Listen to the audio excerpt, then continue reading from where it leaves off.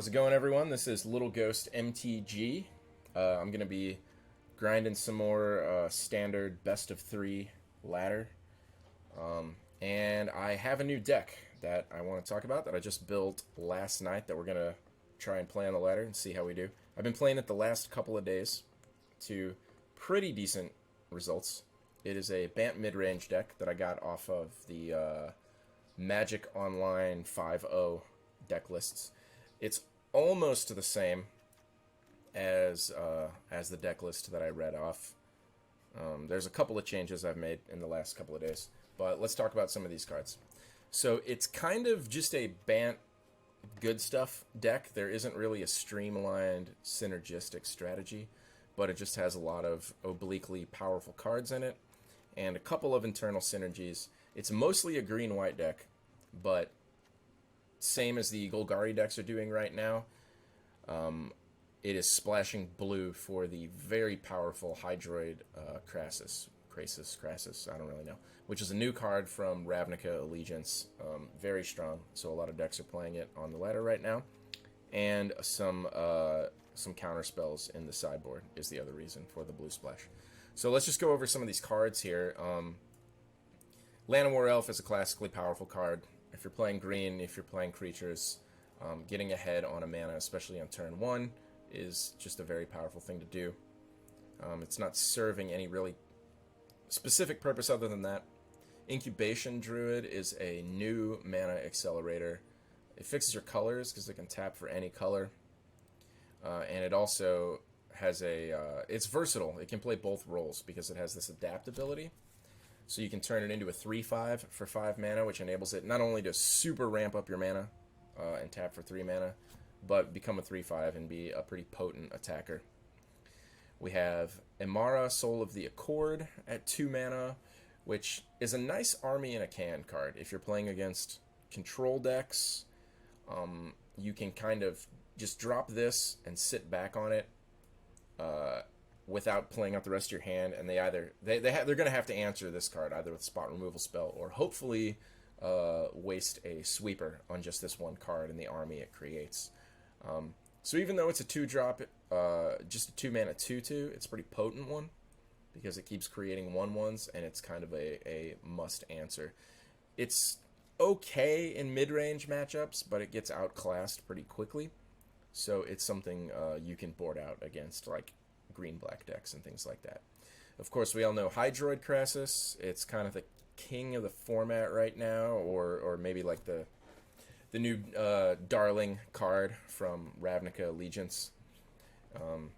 It seems like it would be clunky mana-wise, but even just mid-game, if you have nothing else to do with your mana, casting it where X equals 2 to gain a life, draw a card, and have a 2/2 flyer is pretty good value. The deck list I originally looked at only had 3 of them. I added the 4th one because I was running into Esper over and over again on the ladder, Esper Control, and it seemed really to hinge on this card because they don't kill fast, so you get up to a lot of mana. And even if they counter this, if I'm going to make like a 9/9 flyer or something like that, even if they counter it, being able to draw 4 cards is so huge against control that I found that the games I lost were games where I was not seeing this, so I added a 4th one. History of Benalia, I will admit, is one of the more kind of awkward cards in this deck. So it plays really nicely with Incubation Druid in that if you adapt Incubation Druid and he's still untapped, you want to be able to tap it and use all 3 mana. And since the 3 mana have to be the same type, you want to have mono-colored cards to cast. So in that sense, History of Benalia is perfect because you can adapt Incubation Druid, tap him, cast History of Benalia. It's a really powerful turn. However, History of Benalia is pretty awkward in a deck with Llanowar Elves because that means the only way you're going to turn 2 History of Benalia, because that's one of the benefits of Llanowar Elves, right, is that you play it on turn 1, you can cast a 3-mana spell on turn 2. The only way to be able to turn 2 History of Benalia is if you open on Temple Garden, right?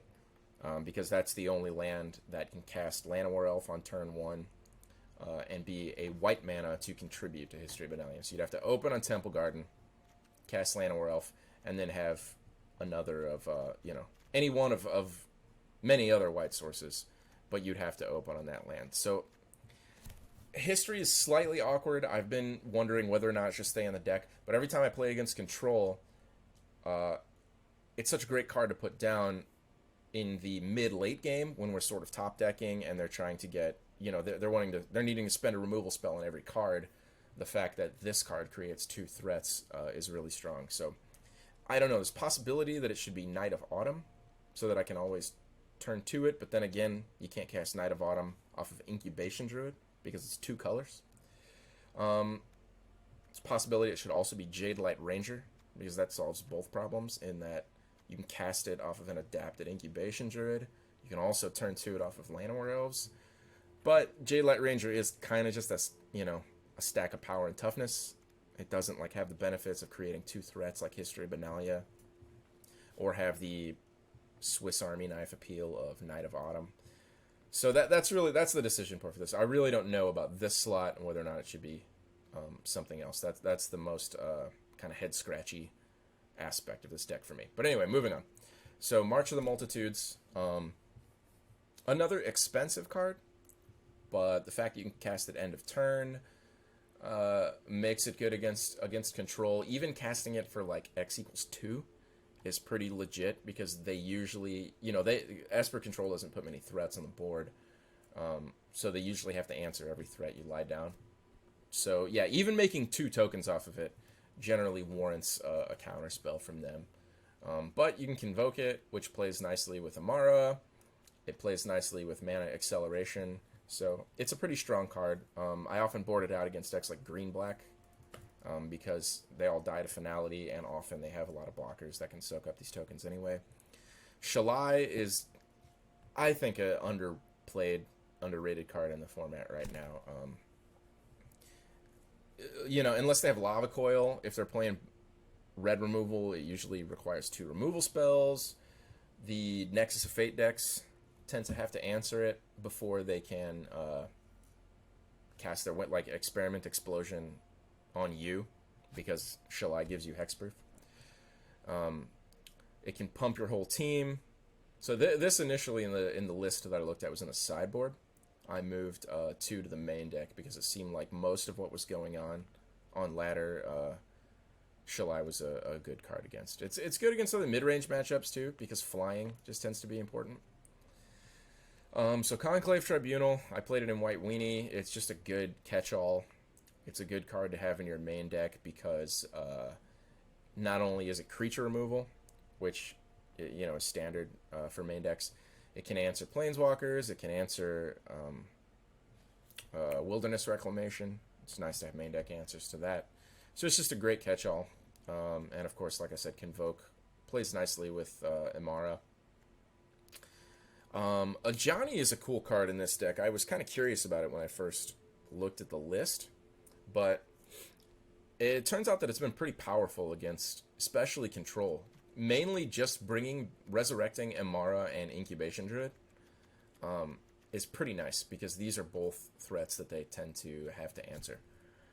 So Ajani has impressed me, even though initially I played it in White Weenie, but apart from that I thought, I don't know, does it really have a place? But it's been pretty good in this deck. Tristani is just a powerful card if you're playing these colors. It's an army in a can, it pumps all your March of the Multitudes tokens, it makes Llanowar Elf a legit threat.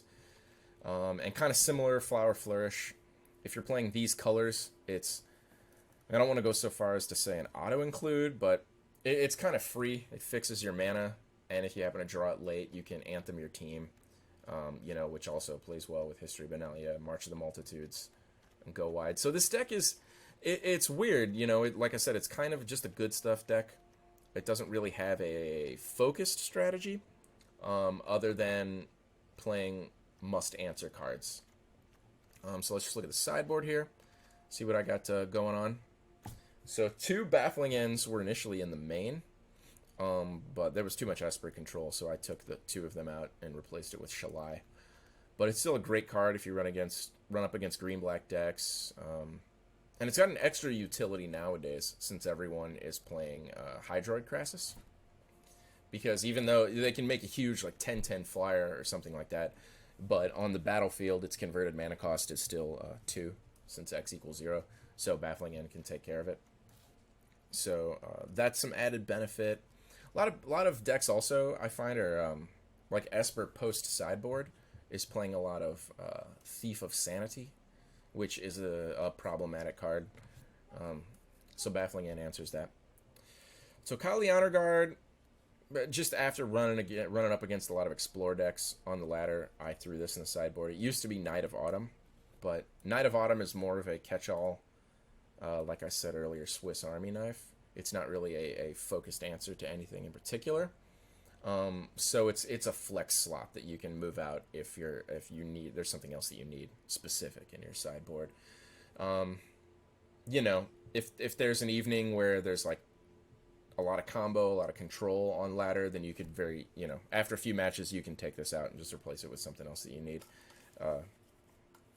It could be more counter spells. It could be, Knight of Autumn again if you're playing against a lot of random stuff. But I was playing up, matching against a lot of green-black decks, so I just put this back in. These two cards, the counterspells, Disdainful Stroke and Negate, have been awesome. Mostly, in addition to control, these are just more answers to all the Wilderness Reclamation, Nexus of Fate decks that people are playing, which is like, the new Public Enemy #1. Like, everybody hates those decks. It seems like they get all the hate on Reddit and stuff. But I've actually been doing well against them because of these sideboard slots. Like, I already have 4 main deck Conclave Tribunals, which answer Wilderness Reclamation. And then I've got 5 interactive spells here to counter Reclamation, counter Nexus of Fate. So, by no means does it become, like, an easy matchup after board. You still gotta draw this stuff, but there's a lot of stuff to draw. So I feel a lot better in those matchups than I did with, say, like White Weenie. Unless you can, in White Weenie, you can like board hard against it. You can put 4 Demystifies in your sideboard. But that's a much more focused answer. So counterspells have been great. Lyra, just kind of she's like the stat master, right? Just the same as Baneslayer Angel was when that was in the format.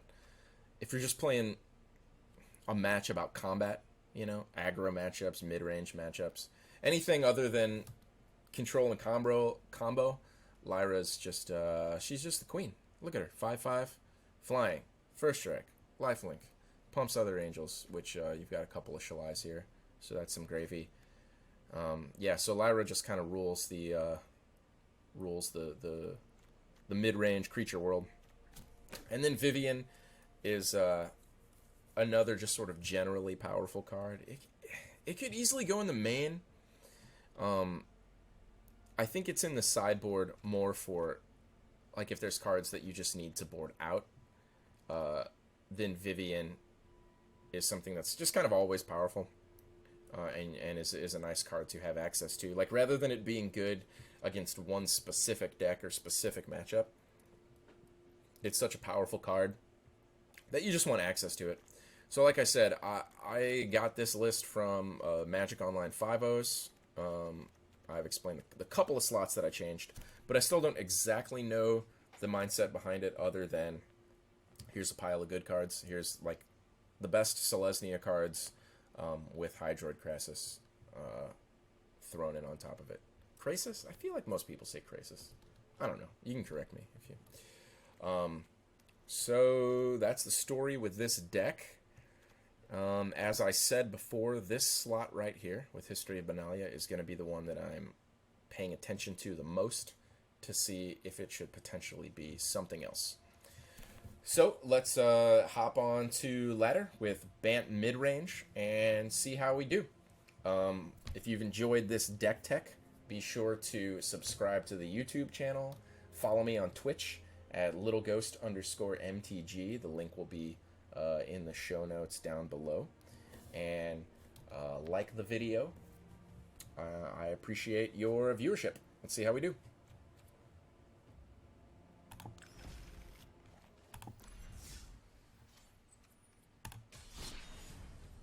Okay, traditional ranks. We'll do some best of 3.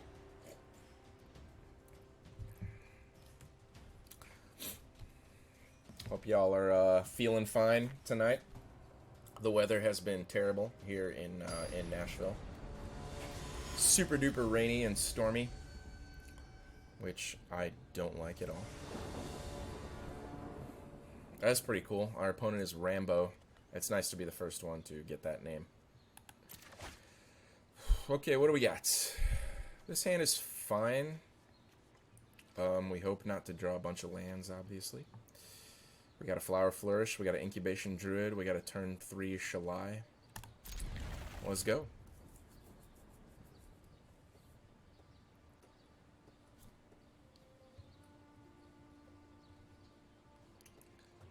Looks like our opponent is mulliganing. So generally, I just go ahead and cash in Flower Flourish if I have it early, unless I'm really flooded. But I have not played this deck enough to have an exact method for it. It's possible that with 4 lands, that's enough to go ahead and keep it in my hand in the hopes to overrun later on in the game. But you never really know. So I just go ahead and cash it in. Incubation Druid. So opponents played Godless Shrine. He's probably on some version of Esper. Either Esper Control or the Hero of Precinct 1 mid-range deck. Then again, we got no blue mana yet, so maybe he's just some sort of black-white thing. I did hear there was a black-white Angels deck that performed well at, was it SCG Baltimore? Alright, so we'll hit Shalai. He can't cast it down at the end of turn, because it is legendary.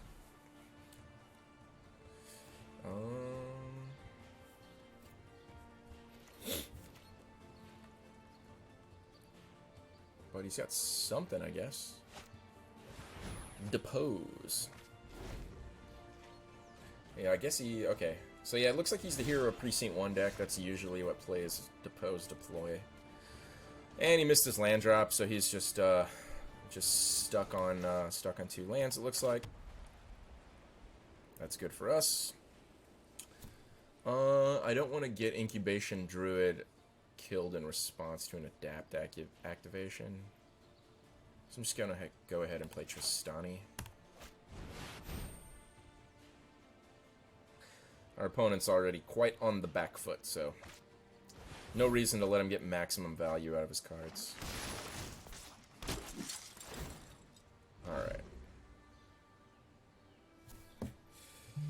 So it's a couple of turns before he can cast a sweeper. He's probably dead.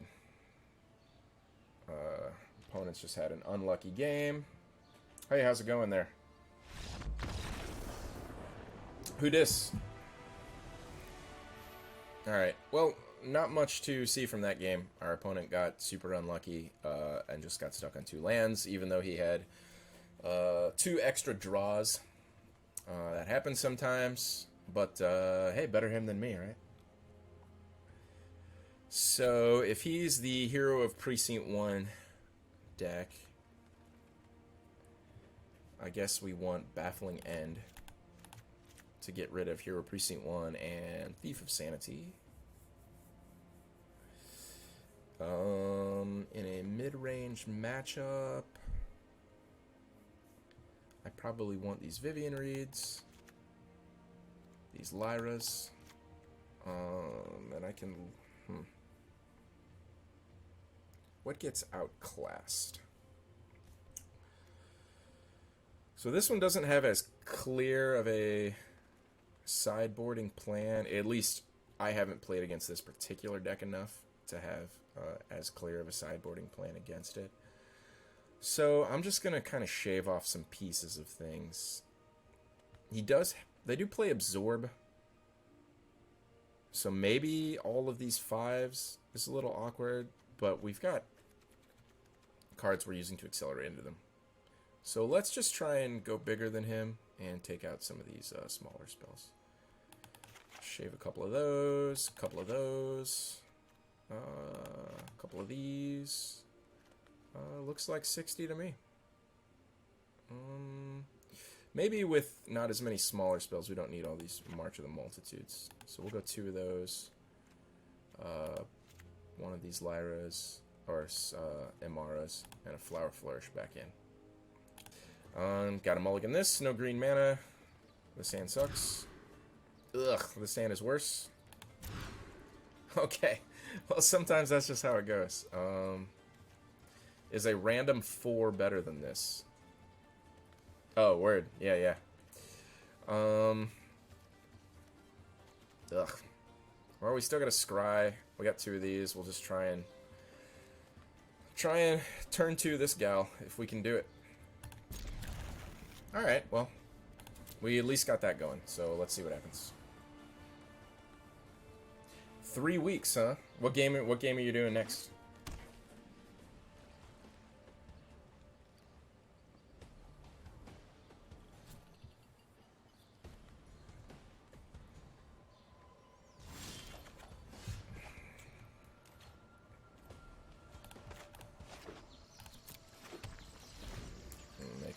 Make some notes here.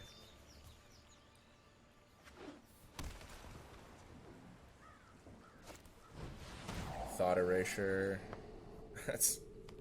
I'm actually glad to get that out of his hand, because I've got 2 copies of a legendary creature, so it's fine if he takes that. And then I've got 2 cards I can't cast, so sure.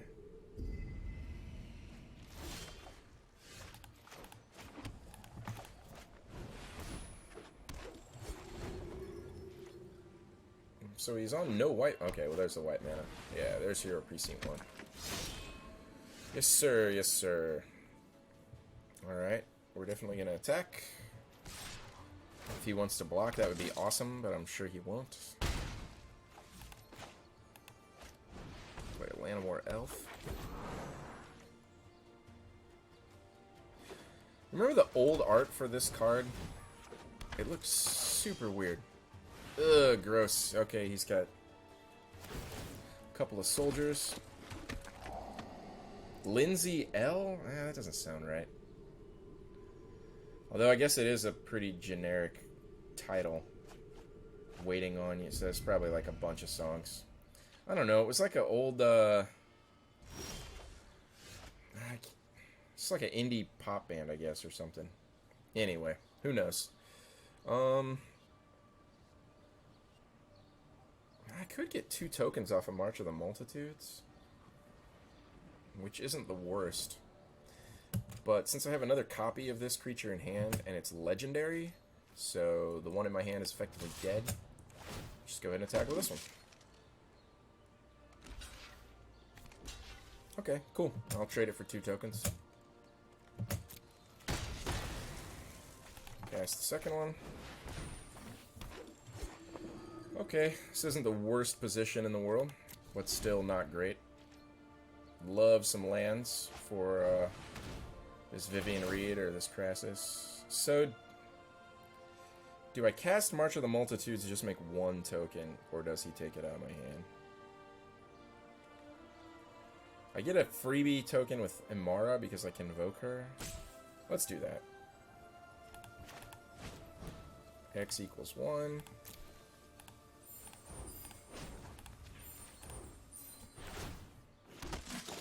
Sure. This board is fine.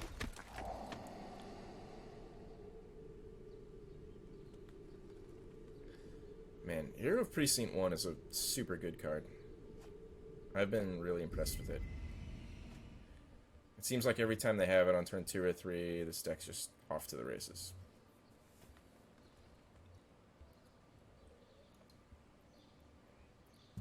I run out of water so quickly.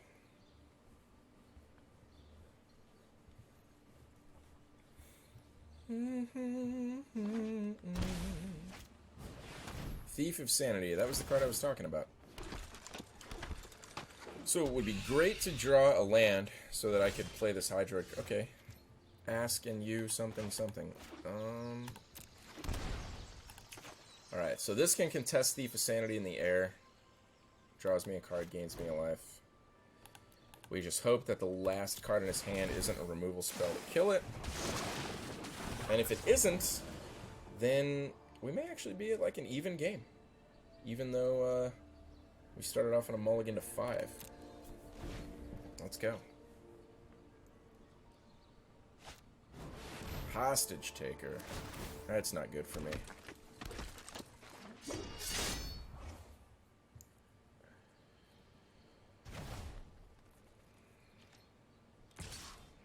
Yep.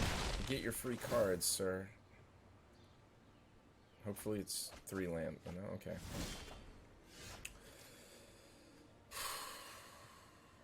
Alright, looking pretty rough. We don't have any good attacks. We just gotta pass.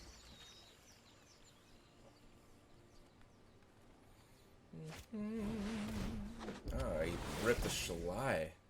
I feel so violated.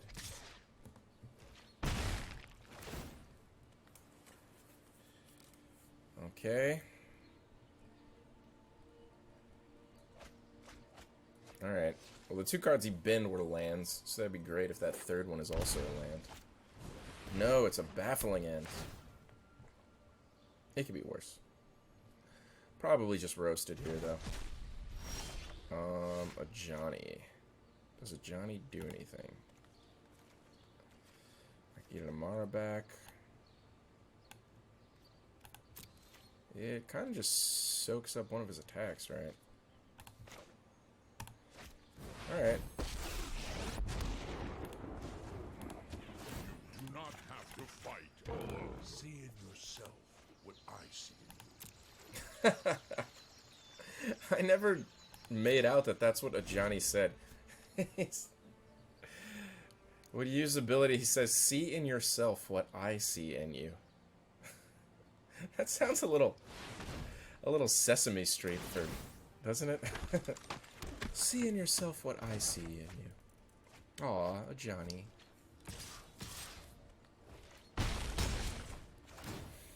Oh boy. Yep, he's just nailing all my cards. Like I said, Thief of Sanity, common sideboard in this deck. All right, yeah, we're toast. There's nothing we can do about this. But it was on a mull to 5. So let's hope we get a full hand and a good hand. And then our first hand is a masculine one. You guys remember The Godfather? Remember that line from The Godfather? So Vivian Reed kills Thief of Sanity. That's good. We can leave that in.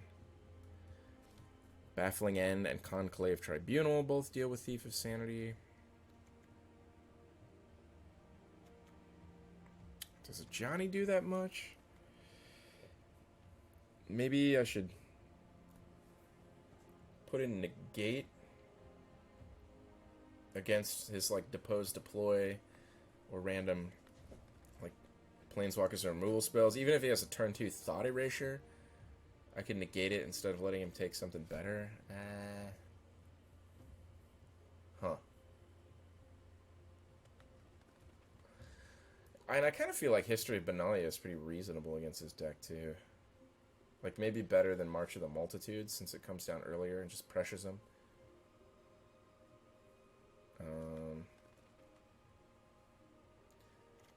Imara seemed not great.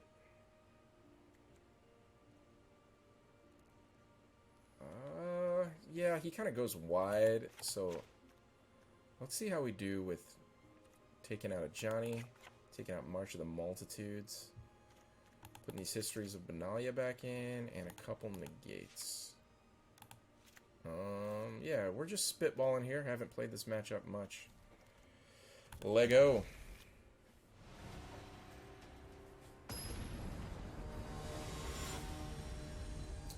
Rambo. Sounds a lot more imposing than Little Ghost. I haven't seen that first Rambo, though, in so long. Probably since I was a child.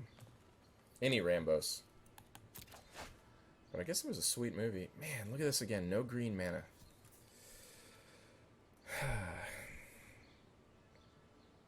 Yeah.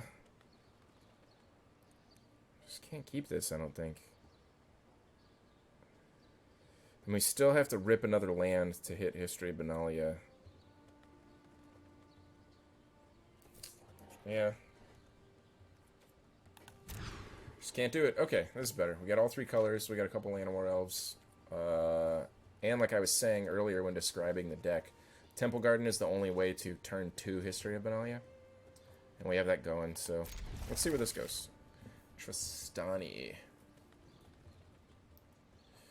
Tristani is a very powerful card, but I don't have the mana to cast it.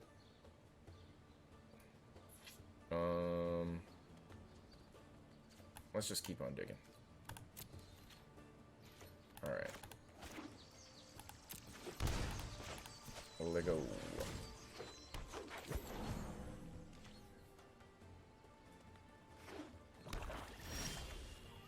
Okay, Glacial Fortress. Turn to History, Benalia. He didn't even start off on a dual land. He started off on Swamp. So this leads me to believe that his hand is potentially pretty awkward. Yeah, he may be like opening hand no blue mana, but just relying on this Surveil to get him there. It's a possibility.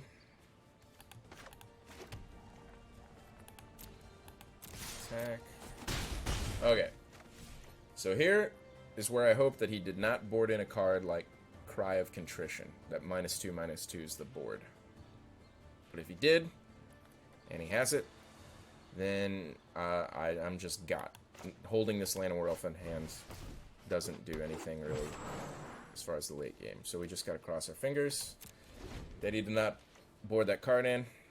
I mean, I wouldn't think so because it like kills his whole deck, but I don't know. Let's see.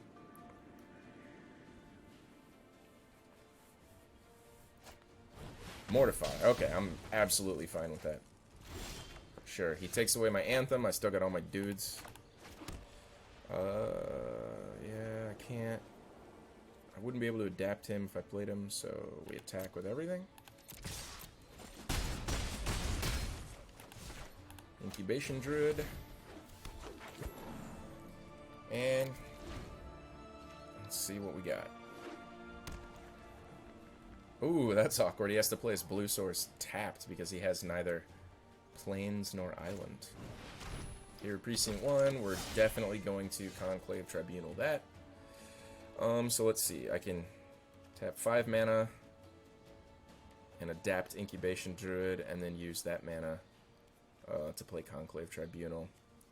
So that's a cool thing about cards like Incubation Druid and cards that have Convoke is they kind of let you get an extra turn in your turns, right? Because I'm using 5 mana to do this. Then I'm using 4 mana effectively to do this. He's good gaming me. I don't know if he's playing a mind game or if he's just toast. And I'm still able to attack for 5. So that's strong.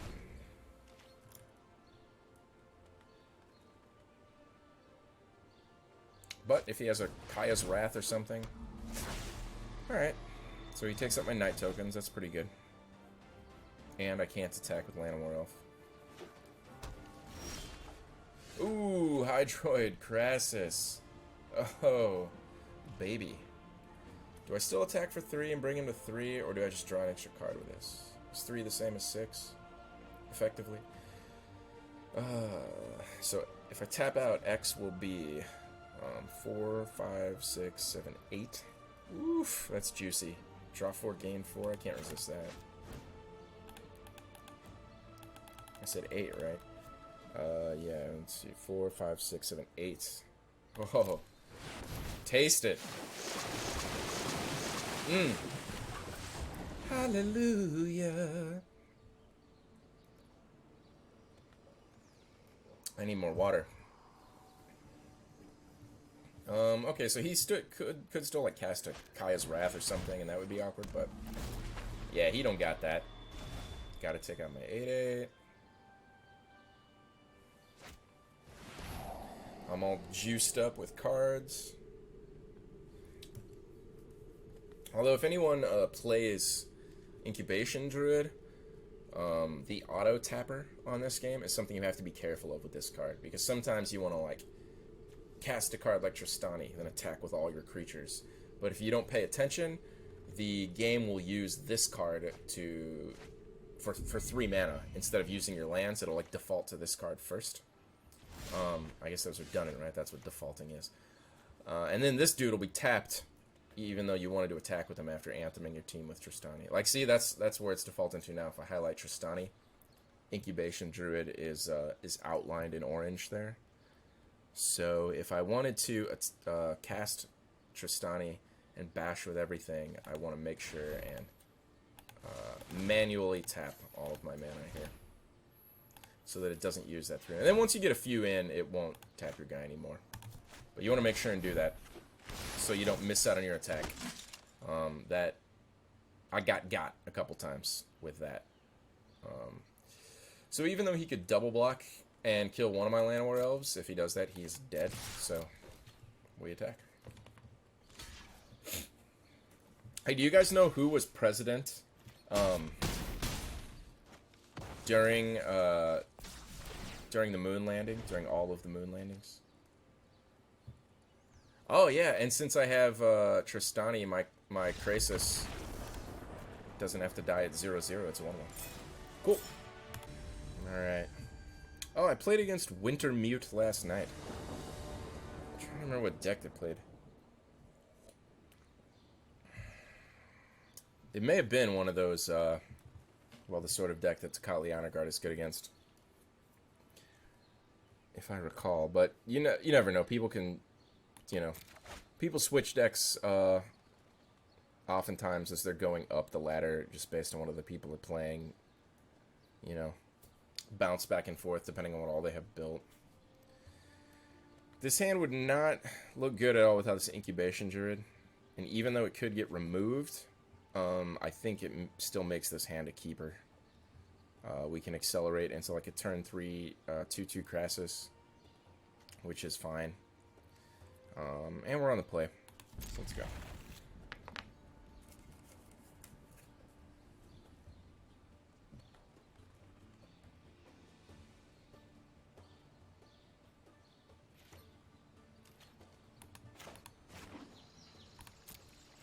Alright, opponent mulligans. No indication of what they're playing. Yep. So it might be, as I remembered, a bug deck. A blue, black, green, Hydroid, Krasis, Wild Growth Walker, Explorer deck.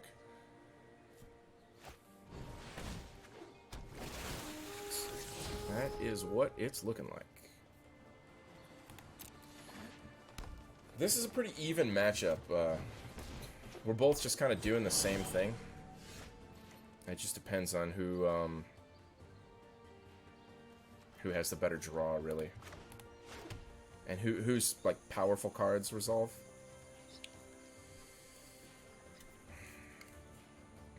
So he's only actually 2 mana away from casting Finality if he wanted to sweep the board. Like after I play this Shalai, it would take out his whole team though. I don't think that's something he's looking to do. I'm just gonna go ahead and drop Shalai.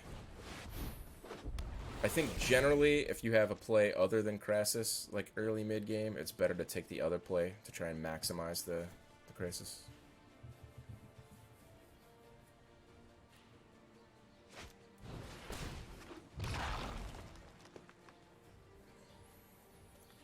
Alrighty, yeah, Wild Growth Walker.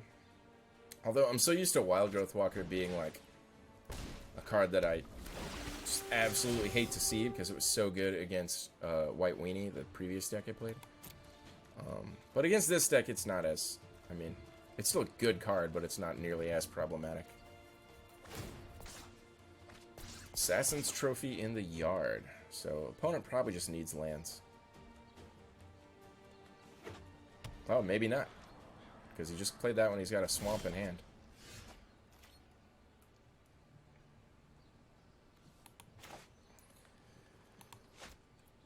So, yeah, we want to leave Shalai around just to threaten these guys on the block, because he can attack for a lot more.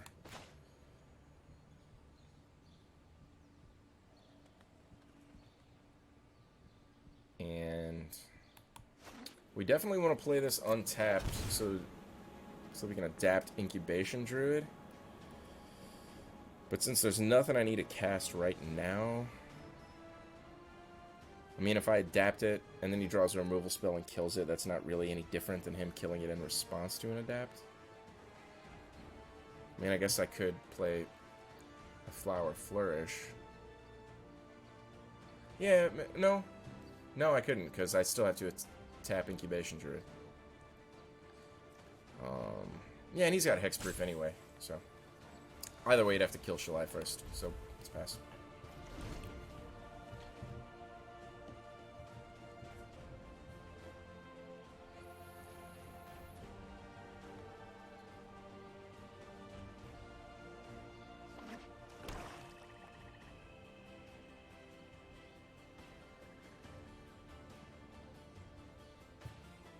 Okay. Vraska's Contempt, yeah. Shalai is definitely a must kill. Really powerful card.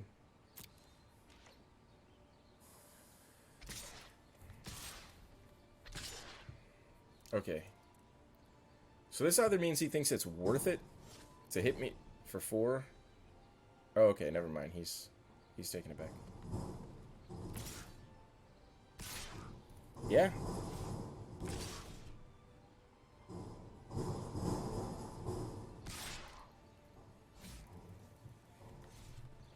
No, he's waffling. He's waffling. He decided not worth it to throw his creatures under my Incubation Druid just to get some damage in. I'd say he's making the right choice there. I was hoping he would attack and just let me eat something. Okay, so how much mana we got for Krasis? 4, 5, 6, 7, 8 with Breeding Pool. Yeah. A 6/6 Krasis sounds good, right? Man, this card's so good. I hope it doesn't take over the format too much, though.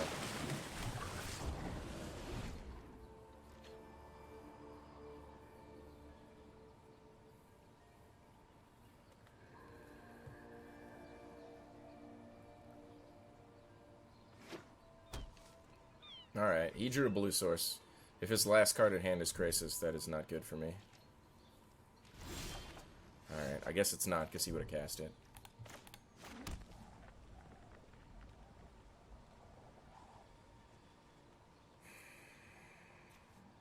Do we... Yeah, I guess we just Tristani.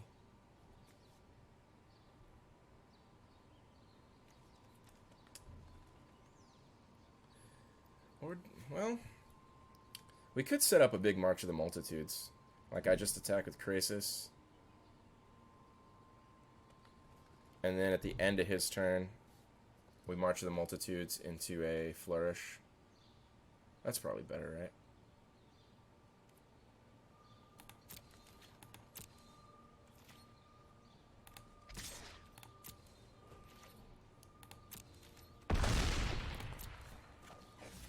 I mean, I could have used one flower just to play a land that turn.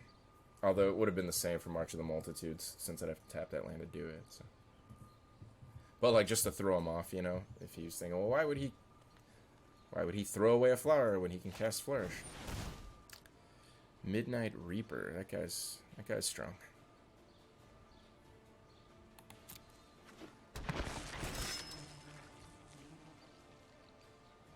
Huh. I never even knew that he made the sounds of, like, flies buzzing around him when he casts. So many cool things I don't hear, like listening to music while I play this game.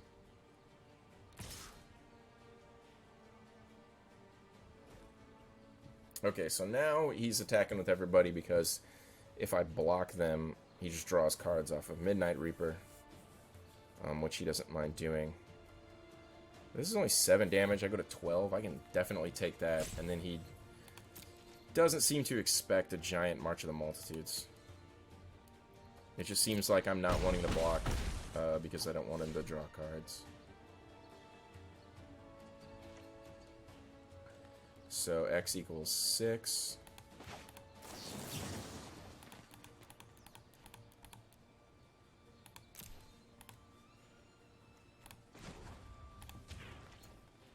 Three white.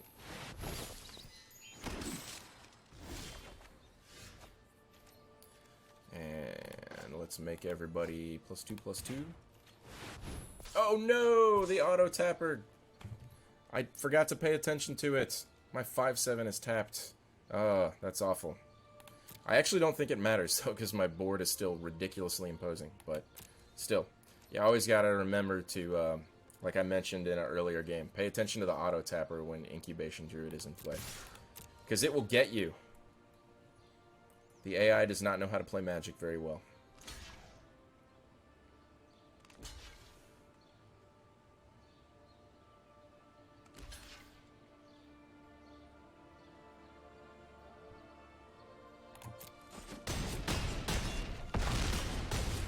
And looks like he is dead.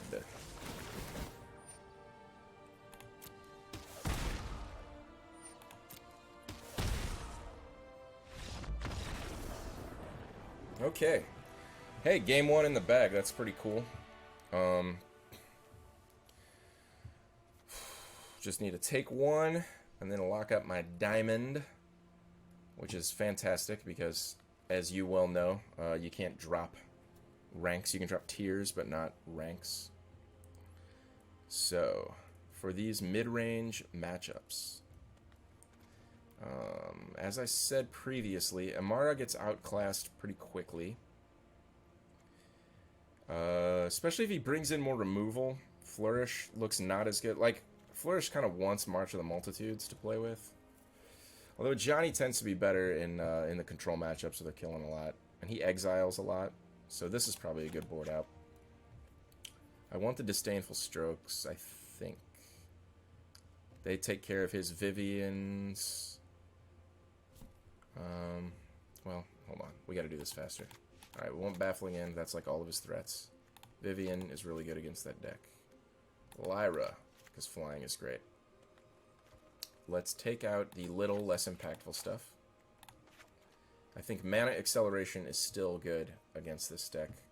You can just get out these big guys faster. March of the Multitudes is less impactful if we're taking out little guys, but still a reasonable card. Let's do it like this. Let's leave one Amara in. 2 History Benalias. Disdainful Stroke. 1 Flower. You can kind of piecemeal it a little bit against these other mid-range decks. Yeah, let's go.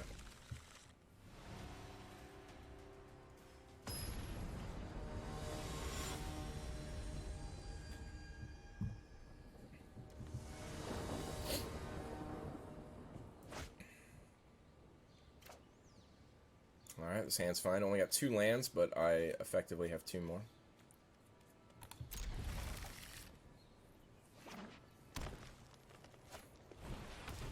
Yep. Open on Land of War Elves like last time. I am going to do the same. Got the old, whatever that Christmas event was, where you got the like, promo Land of War Elves. That's pretty cool.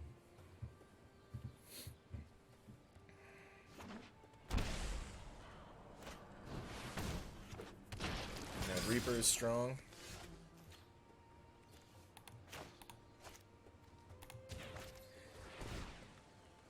So let's go get a Plains. A Llanowar Elf.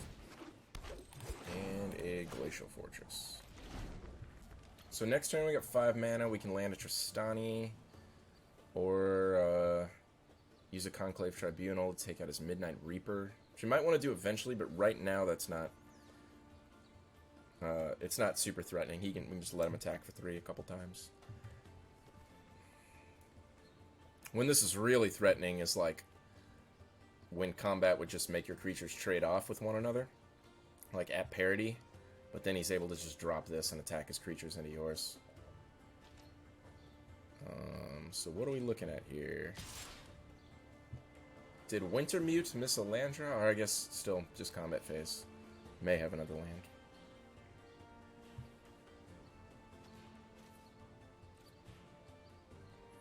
Let's go, Wintermute. How you feeling?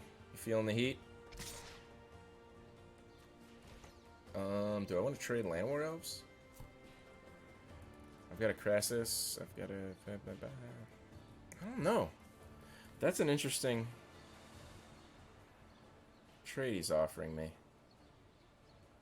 But I've got a Crassus. And a Tristani that can pump them, so I don't think I make the trade. That is interesting, though. That's an interesting little head game there, Wintermute.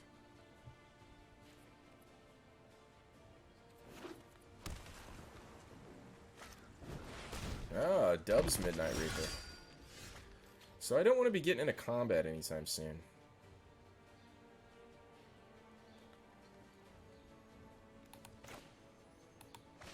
Unless I'm, you know, trading off the Midnight Reapers. Alright, just land this Tristani. Get some dudes.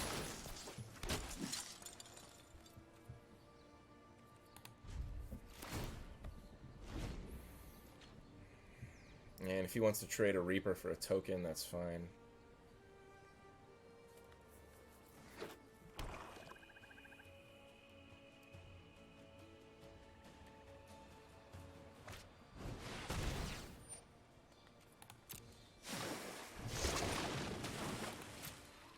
Alright, got the Krasis. Only a 2-2, thankfully. Not a big deal. Yeah, okay, he's not attacking with the Midnight Reapers. So how big of a Hydroid Krasis could I make? He'd only be a 4-4, so he would still die to Finality if my opponent played that. But I'd still draw a couple cards. I feel like if I play a Shockland untapped, then I'm just really broadcasting that I have March of the Multitudes. But maybe that's okay.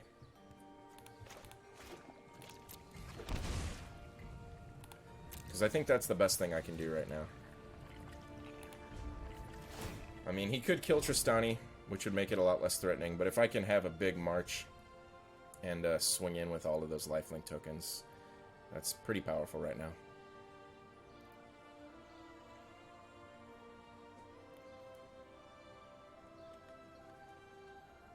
And if he does something like Hostage Taker my Tristani, I still, in response, just fire off a big March of the Multitudes, and on my turn, Conclave Tribunal is Hostage Taker.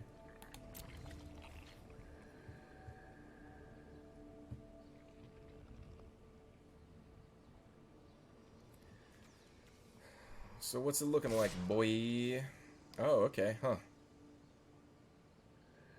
Coming in with one Midnight Reaper.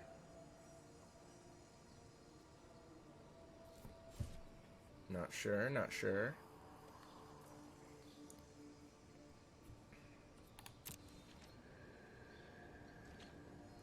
Okay, so I can make 1, 2, 3, 4, 5, 6 tokens, it looks like. Let's give that a shot.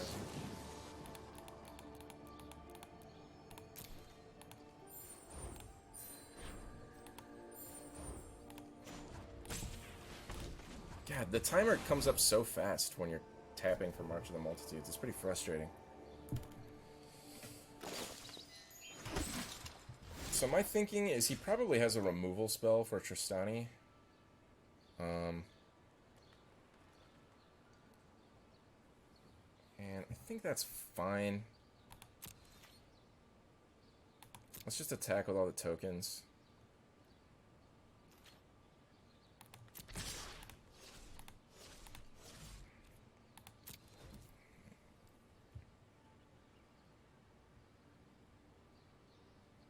I gotta say, like, March of the Multitudes seems like it's been really good in this matchup. Just from this game, from this match. But it's been just so-so playing against this deck previously, so I don't know. But I guess when you get your mana acceleration going. Or I guess any one-drop dude is mana acceleration, right? When it has Convoke. Okay, so he's blocking all these. He'll probably, before damage, kill my Tristani. And then just eat 3 of these guys, trade off with the Llanowar Elves, draw 2 cards. But that just means he doesn't draw as much, which, I mean, so it's kind of, you know, it's sort of a win for me either way, like whether I attack with 8 2/2s or 8 1/1s. I think that's still good for me. No! Really? I have to admit, that is surprising. I was fully expecting to get hit with removal spell. mean, he's going to draw a bunch of cards, but... At this point, my board is so imposing.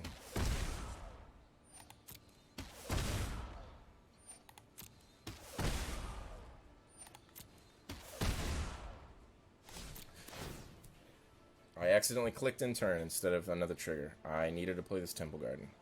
That is unfortunate. I have to admit, I don't know if I would have played Hydroid Crisis. Because he just drew so many cards, like certainly he can just kill it.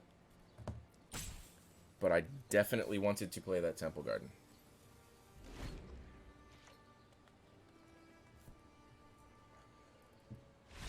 Oh, alright. Looks like he couldn't get there. Yo, we at Diamond. That's how we do. Alright, well that was a successful stream. Some successful games with Bant Midrange. I appreciate your watching. This has been Little Ghost MTG. Subscribe to the YouTube. Follow me on Twitch at littleghost_MTG. Link down below. Share the content. Like the content. I appreciate you watching. See you next time.